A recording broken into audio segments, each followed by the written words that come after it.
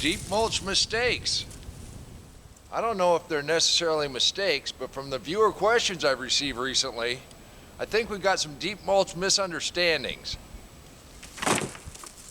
Even if you've been gardening your entire life and deep mulch is new to you, these are a few things you want to avoid. And if you're a new gardener and this is how you want to start, there's a few misconceptions you want to keep in mind. And remember, if you want to make a big change, you have to change the way you see things. The number one question I get is about nitrogen in the deep mulch. Doesn't the deep mulch bind up the nitrogen? Well, if you're going to till it in, sure, it'll bind up the nitrogen, but that gets back to change the way you see things. We're not tilling this in, we're just putting it on top. And by putting it on top, we're promoting the life in the soil, and that's the whole point.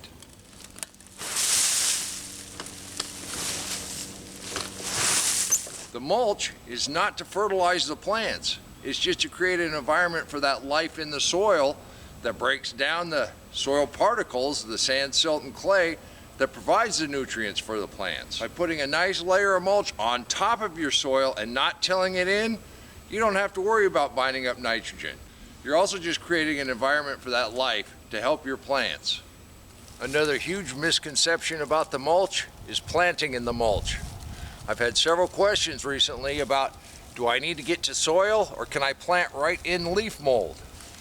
Well, you can't really plant in leaf mold. There's nothing to plant in. The roots aren't going to grow out into the leaves.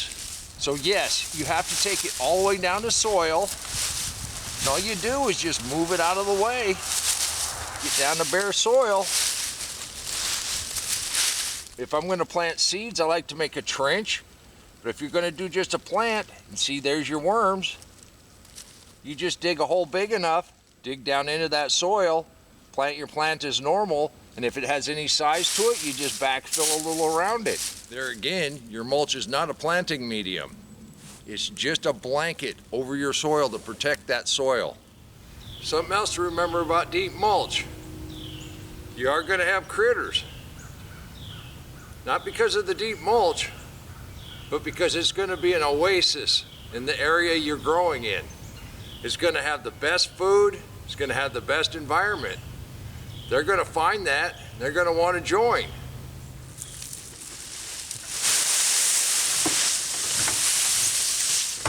But it also provides a wonderful habitat for the predators.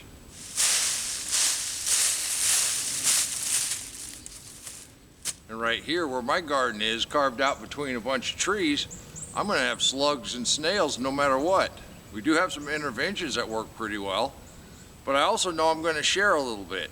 If I have the most fertile ground in the area, I'm going to attract a bunch of things that want to help share. But we also have a bunch of predators that help us out also.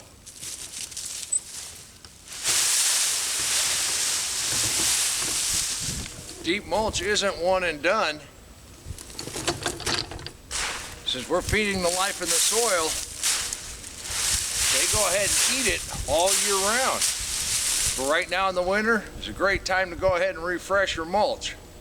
And I'm amazed at how fast the temperature changed. Yesterday I was out here in shirt sleeves. Today, I woke up at 32, and it seems like it's still getting colder.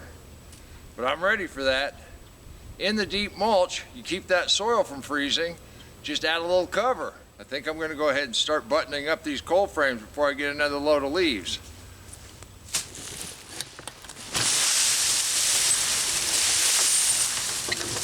By just covering the soil 4 inches thick or thicker and letting the natural processes do their work, you're going to have a thriving garden. You can do this too. Now I hope this has answered some of the mistakes or misconceptions around deep mulch.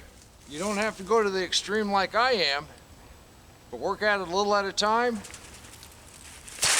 You'll be able to cover your entire garden and you'll be set for spring. You can do this too. And until next time, remember, take care of yourself, take care of your family. God bless you.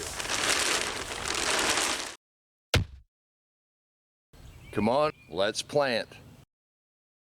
Let's go plant garden.